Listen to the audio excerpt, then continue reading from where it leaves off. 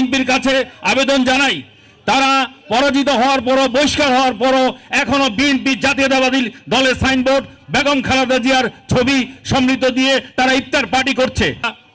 নির্বাচন করেছিলাম, আমাদের প্রতীক ছিল কোদাল, আমরা কোদালের পক্ষে ইলেকশন করেছিলাম, কিন্তু একটি কুচক্রী মহল আমাদের ধানের শীষের প্রার্থী, আমাদের তারেক রহমানের প্রার্থী কোদালকে বিজয় হতে দেয় নাই।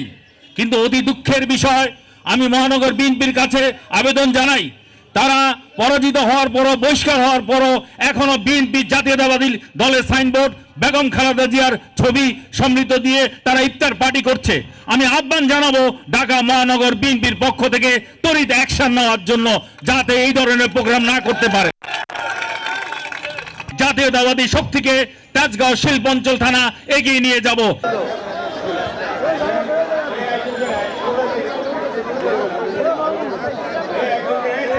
দুষ্ট মানুষ